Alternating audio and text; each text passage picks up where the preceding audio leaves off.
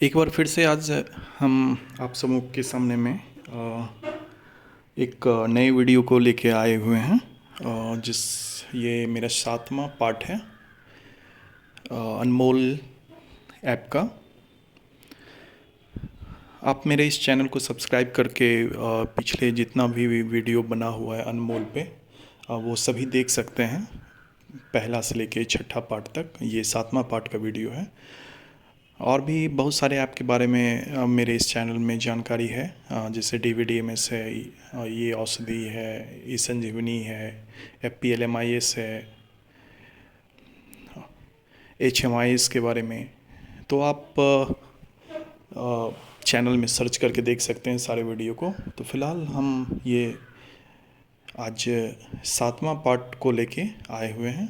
तो इस वीडियो के माध्यम से हम आपको जानकारी देंगे कि कैसे हम लोग अनमोल में शिशु का विवरण जो एक मॉड्यूल है गर्भवती महिला के अंदर, उसको कैसे हम लोग एंट्री करते हैं। तो सबसे पहले हम लोग चूँकि डाटा एंट्री में है तो डाटा एंट्री में जाएंगे। ये हरे वाले पार्ट में हम लोग चल रहे थे, गर्भवती महिला। आप जैसा कि मेरा सभी जितना भी पिछला सारा पार्ट है आप देखिएगा तो एकदम हम सीरियली बता रहे हैं। कोई भी स्टेप या कोई भी मॉड्यूल हम स्किप नहीं कर रहे हैं। ऐसे चाहते तो फिर डायरेक्ट वीडियो भी किसी भी मॉड्यूल में कहीं से भी कहीं जंप करके बना सकते थे, लेकिन हम ANM को क्या क्या परेशानी हो सकती है तो उस चीज़ को नज़र में रखते हुए, ताकि उनको कहीं कोई भी स्टेप मिस ना करे, तो इसलिए हम एक छोटे छोटे पार्ट में वीडियो को बना रहे हैं। तो कल तक हमने देखा था कि माता का PNC के लिए हमने पिछले जो छठा पार्ट था उसमें बताया था मैंने। आज हम ये जो 5वां नंबर है शिशु का विवरण, इसके बारे में आज एंट्री करने के लिए आप सबों को बताएंगे। तो फिर आप देख लीजिए इस पैटर्न के डाटा को। यहाँ पे हम लोग क्लिक करेंगे तो आज एक तरह से हम ये बता सकते हैं कि जो बसंती देवी, जिसको कि हमने पहले योग दंपति में एंट्री किया, फिर उसका ANC का रजिस्ट्रेशन हुआ, उसमें हमने TT1 TT2 और 4th ANC तक का डाटा अपलोड किया, फिर उसका डिलीवरी का डाटा अपलोड किया, फिर माता का PNC का डाटा हमने अपलोड किया। तो वही डाटा आपको आगे बढ़ते बढ़ते शिशु का जो विवरण मॉड्यूल है 5वां, उसमें आ चुका है। तो यहाँ पे हम लोग देखिए, यहाँ पे लिखा हुआ फर्स्ट बेबी ऑफ बसंती देवी। क्योंकि अभी हमने बच्चे का नामांकन नहीं किया है इसलिए यहाँ पे दिखा रहा है फर्स्ट बेबी। यहाँ पे माता की आयु, प्रसव का दिनांक, सारा चीज़, RCH रजिस्टर में क्रम संख्या, RCH ID, नवजात शिशु, हर चीज़ यहाँ पे पहले से दिखा रही है। आप यहाँ पे देख सकते हैं। अब यहाँ पे कह रहा है प्रसव का प्रकार, जो कि ऑटो आ गया है, पूर्णकाल, मतलब कि वो जो टर्म था 37 सप्ताह का वो पूरा कर चुका है। अब उसके बाद क्या कॉर्टिकोस्टेरॉइड का टीका दिया गया। ये HMIS में आप याद कीजिएगा कि जो पहला ही पेज है, हमने HMIS का जो वीडियो बनाया था उसमें भी बताया था कि डेक्सामेथासोन, बेटामेथासोन, ये सारा टीका जो है कॉर्टिकोस्टेरॉइड के अंतर्गत आता है। यदि वो दिया गया है माता को तो आप यहाँ पे हाँ भर सकते हैं। यदि आपको नहीं जान रहे हैं, HMIS में रिपोर्ट नहीं कर रहे हैं तो सीधे नहीं। यदि आपको मालूम नहीं है तो फिर पता नहीं पे क्लिक करेंगे। अब कह रहे हैं कि शिशु का जो लिंग है वो लड़का है या फिर लड़की, तो हम लोग लड़का लेके चल रहे हैं, या फिर जो भी है एक्चुअल वो आप दीजिएगा।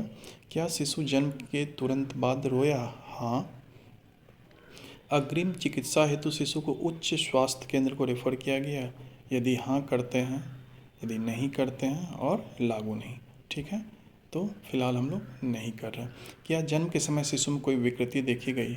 यदि हाँ करेंगे तो फिर आपको ये सारा ऑप्शन आएगा, फिर उसमें से आप सेलेक्ट करके दीजिएगा कि कौन सी विकृति देखी गई। तो हम लोगों के पास अभी कोई विकृति का नहीं है तो हम लोग डायरेक्ट नहीं करेंगे। अब कह रहे हैं शिशु का जन्म के समय वजन किलोग्राम में। यहाँ ये प्लस पे क्लिक कीजिएगा तो ये डाटा बढ़ता है। आप प्लस पे भी क्लिक करके दे सकते हैं पॉइंट में। जैसे ये 2.6 ग्राम है तो आप यहाँ से भी दे सकते हैं, नहीं तो फिर यहाँ पे आप डायरेक्टली कर्सर की मदद से ये डाटा 2.5 लिख सकते हैं या 2.6 ले सकते हैं, ठीक है। तो जनरली एएनएम थोड़ा सा उतना ज़्यादा टेक्निकली स्ट्रांग नहीं रहते हैं, तो इसलिए आप ज़्यादा अच्छा रहेगा कि प्लस पे क्लिक करके भी आप डाटा एंट्री कर सकते हैं। ठीक है। अब यहाँ पे है कि क्या जन्म के 1 घंटे के भीतर स्तनपान शुरू किया गया है, हाँ नहीं, दो ऑप्शन है। हाँ, HMIS में भी हम लोग रिपोर्ट करते हैं। यहाँ जो शिशु का वजन हम लोग देखे हैं, यदि शिशु का वजन हम लोग 2.5 kg से कम, फिर 2 kg से कम भरते हैं, 2.5 kg से कम भरते हैं, तो वो WNB के अंतर्गत रिपोर्ट आता है। तो ये सब चीज़ के बारे में आप HMIS में भी डाटा भरते हैं। अब यहाँ पे देखिए, चूँकि बच्चे का जन्म हो चुका है और जन्म कब हुआ है, 13 तारीख को, 13 सितंबर को, तो हमने कौन कौन सा टीका दिया। तो चूँकि इंस्टीट्यूशनल है तो हम लोग 13 सितंबर का डेट सेलेक्ट करते हैं यहाँ पे। ठीक है। तो 13 सितंबर को हमने OPV का बर्थ डोज दे दिया। अब यहाँ पे देखिए, ये जो ब्रैकेट बना हुआ है, इस पर क्लिक कर देंगे तो ऑटो डेट ले लेगा। ठीक है। BCG दिया। यदि ये इंस्टीट्यूशनल डिलीवरी हो रहा है, मतलब कहीं पे भी जहाँ आप हेपेटाइटिस बी की सुविधा है, वहाँ पे आप यदि इस बच्चे का जन्म हुआ है तो वहाँ पे हेपेटाइटिस बी का बर्थ डोज भी लगेगा। 0 डोज जो होता है वो लगता है। फील्ड में आपको ये टीका नहीं लगता है। तो फील्ड वाली जो भी एनएम एंट्री करेंगी, यदि वो होम डिलीवरी का रिपोर्ट है या फिर आपके जहाँ पे हेपेटाइटिस बी का बर्थ डोज नहीं है, तो आप यहाँ पे टिक नहीं कीजिएगा। उसी तरह सेम है विटामिन के का भी, आप देख लीजिएगा कि इंस्टीट्यूशनल है तो वहाँ विटामिन के पड़ रहा है, तो आप यहाँ पे टिक कर देंगे। क्लियर है। तो ये हमने बर्थ डोज का सारा टीका जो बसंती देवी है उसके फर्स्ट बेबी को लगा दिए और हमने सेव कर दिया। तो देखिए, जैसे ही सेव किए तो यहाँ से शिशु की जानकारी का, यानी शिशु का जो विवरण था, इसमें से ये डाटा मेरा ख़त्म हो गया। ठीक है। एकदम देखिए कि एकदम स्टेप वाइज किस तरह से डाटा का फ्लो हो रहा है। पहले चौथा नंबर में डाटा शो कर रहा था, यानी 1 नंबर में था, फिर 1 का सारा स्टेप किए तो 2 में आया, 2 का किए तो सारा 3 में आ गया वही डाटा, फिर तीसरा स्टेप ख़त्म किए तो चौथा में आ गया। अभी हमने आपको दिखाया था कि 5वां में शिशु का विवरण में दिख रहा था। अब ये डाटा शिशु के विवरण में आपको नहीं दिखेगा। कहाँ चला जाएगा, शिशु का PNC। तो देखिए, यहाँ पे आप सर्च कर सकते हैं फर्स्ट बेबी ऑफ बसंती देवी। तो अब इस वीडियो के बाद आपका हम लोग कौन से मॉड्यूल के बारे में देखेंगे, शिशु का PNC। यानी पहले हमने माता का PNC कर लिया था, अब शिशु का PNC होगा। मतलब शिशु का जो HVNC विजिट होता है, जो आशा के द्वारा किया जाता है, या फिर ANM जो HMIS के अंतर्गत रिपोर्ट करती है, तो वो आपका PNC का वीडियो हम लोग देखेंगे। तो अभी तक आपने देखा कि किस तरह से हमने बच्चे को BCG यानी कि बर्थ डोज का जो भी टीका था हमारे पास अवेलेबिलिटी के अनुसार, वो हमने टीका बच्चे को दे दिया। तो आप इस तरह के पैटर्न पे जो भी आपको डाटा आज से पहले के सत्र का मिलता है, वो सभी डाटा को आप सेम पैटर्न पे डाटा एंट्री कर लीजिए। मतलब कहने का ये मीनिंग है मेरा कि यदि किसी को आपने बर्थ डोज का टीका दिया है, तो आप बर्थ डोज का जो भी टीका दिए हैं, तो उससे पहले का सारा डाटा आप एंट्री कर लीजिए बर्थ डोज तक का। ठीक है। तो इसके बाद हम लोग फिर आगे देखेंगे, PNC करेंगे।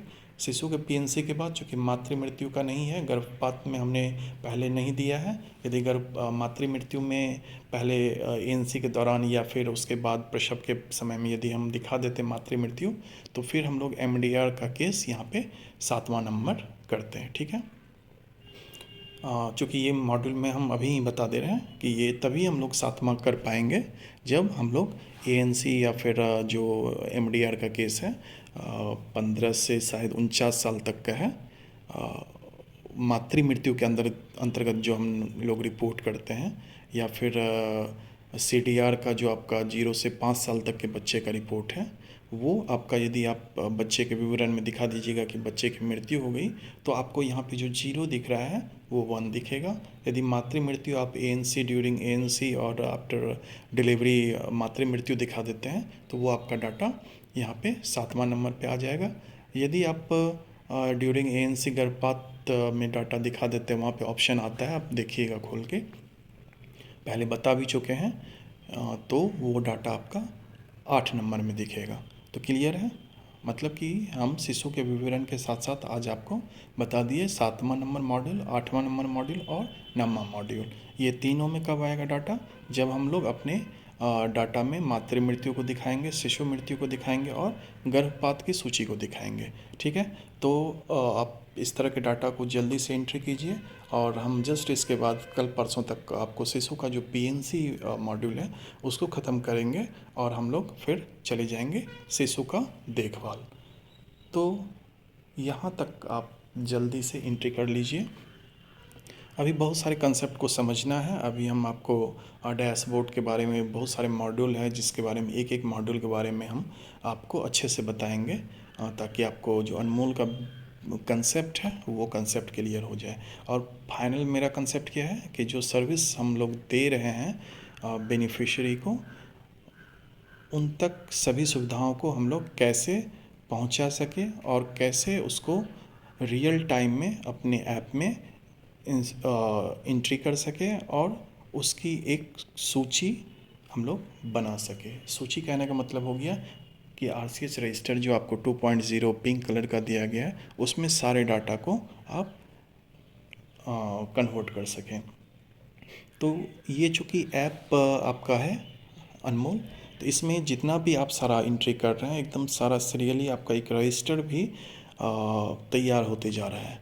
यदि आप अच्छे से इस ऐप को ही सिर्फ यूज़ कीजिएगा तो हमें नहीं लगता है कि RCH रजिस्टर को आपको मेंटेन करने की ज़रूरत पड़ सकती है, क्योंकि आप यदि ये पूरा अनमोल का कंसेप्ट चालू हो जाएगा और एनिम यदि अच्छे से एंट्री करना सीख जाएंगे तो हर कुछ, किसी का भी कोई भी आपको साइट पे मॉनिटरिंग करने के लिए आता है तो आप ज़रूरी नहीं है कि अनमोल RCH का रजिस्टर वहाँ पे दिखाए। यदि आप अनमोल में अच्छे से दिखा सकते हैं तो यहाँ पे सारा रजिस्टर है जो कि ऑनलाइन आपके द्वारा जो एंट्री किया जा रहा है वो साथ ही साथ रजिस्टर भी तैयार होते जा रहा है। तो हम उसके बारे में आपको आगे बताएंगे कि कैसे आप रजिस्टर को देख सकते हैं। ठीक है, तो चलिए फिर चलते चलते मेरी इस वीडियो को ज़रूर आप सभी सब्सक्राइब कर दीजिए ताकि सबसे पहले आपको मेरी वीडियो का अपडेट मिलता रहे और कोई भी वीडियो आप मिस ना कर सके। साथ ही आप सबों से निवेदन है कि आप अपने ANMs के ग्रुप में ज़रूर इस वीडियो को शेयर कीजिएगा। धन्यवाद।